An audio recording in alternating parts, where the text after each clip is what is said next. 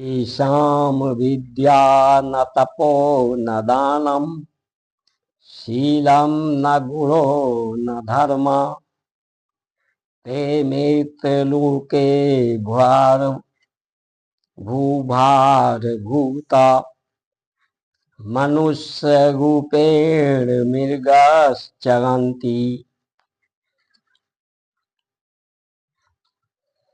ईशाम, ये संसार जो दिखाई पड़ता है, अनुभव होता है, विद्वान है,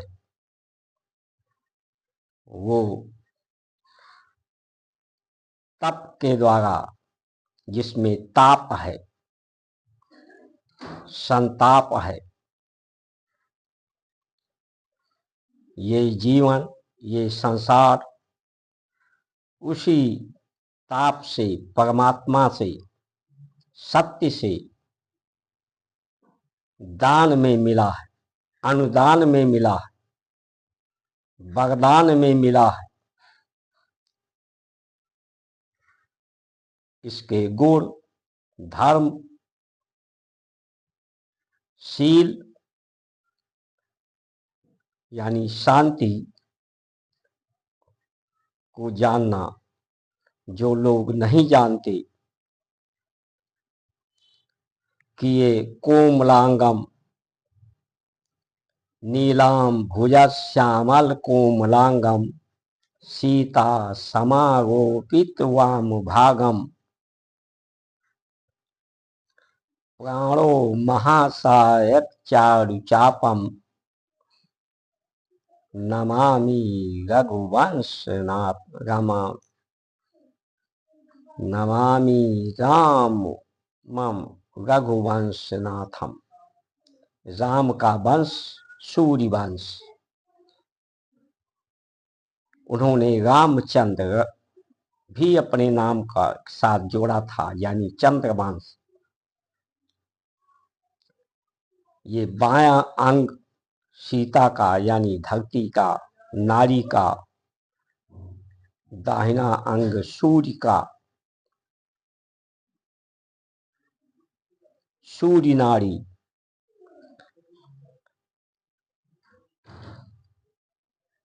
ये बायां नारी और दायां पुरुषार्थ। ये कोमल अंग जो हैं, इनकी कोमलता को सुरक्षित रखना है। कोमल कठोर ना होने पाए, इसलिए कोमल आहार। कोमल अंगों का घर्षण होने से ताप बढ़ता है। ये शांति तत्व होते हैं, सभी तत्व। ओम जो 5 अक्षर है, अक्षर ब्रह्म, यही 5 अक्षर से ही 5 प्रकृति, आकाश, वायु, अग्नि, जल, पृथ्वी, ये जब शांति अवस्था में होते हैं तो एक संयुक्त संरचना होती है।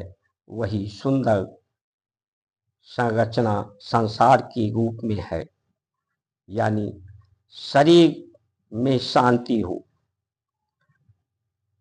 वाणी में शांति हो, वाक्य का अर्थ बोल समझ करके बोले कि जो दूसरों को भी शीतल करे, आपहु शीतल हो।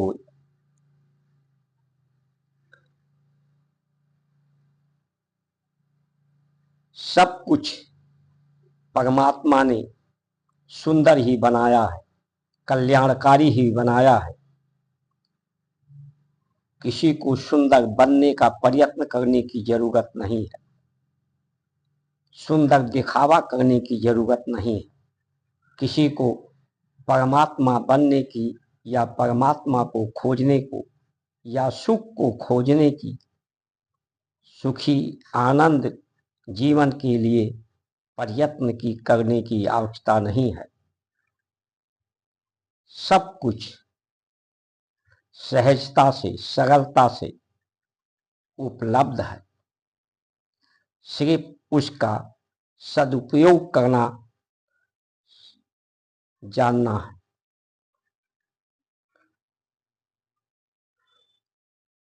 गति,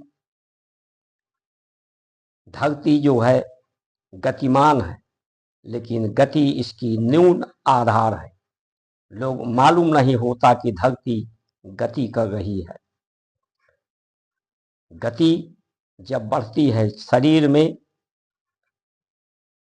प्रकृति में, अंतरिक्ष में शोर बढ़ता है, तो ये सात संयुक्त संरचना विघटित होती है, ताप बढ़ते हैं, कोमल अंग कठोरता में बदल जाते हैं, और कठोर जब आपस में संघर्ष करते हैं तो ताप बढ़ता है। तो आज की जो व्यवस्था संसार की, जिसको अधिकार आज पैसे के लिए, पद के लिए, प्रतिष्ठा के लिए लोग जो पागल होते जा रहे हैं, ये पागलपन संसार की सुंदरता, संसार की शांति, संसार का साथ, जन्म जन्म का साथ है हमारा तुम्हारा, इस धरती से उस अंबर तक सिर्फ तू ही तू है, मैं ही मैं हूँ, मैं भी तू हूँ, तू भी मैं ही है। अपने को ठीक संपूर्ण रूप से जान जाओगे, संपूर्ण रूप से पहचान जाओगे, संपूर्ण रूप से समझ जाओगे, अपने अंदर की आत्मा की आवाज को सुन सकोगे, तो ये भ्रम, ये शंका, संशय, भ्रांति समाप्त हो जाएगी। तुम्हें सब अपने ही दिखेंगे, अपने समीप ही परमात्मा, प्रकृति, पूरा संसार को अपने समीप पाओगे, साथ में पाओगे। ये साथ और सहयोग का ही आधार सृष्टि है, मानव जीवन का उद्देश्य है। साधन के रूप में पैर दिया है, साधन के रूप में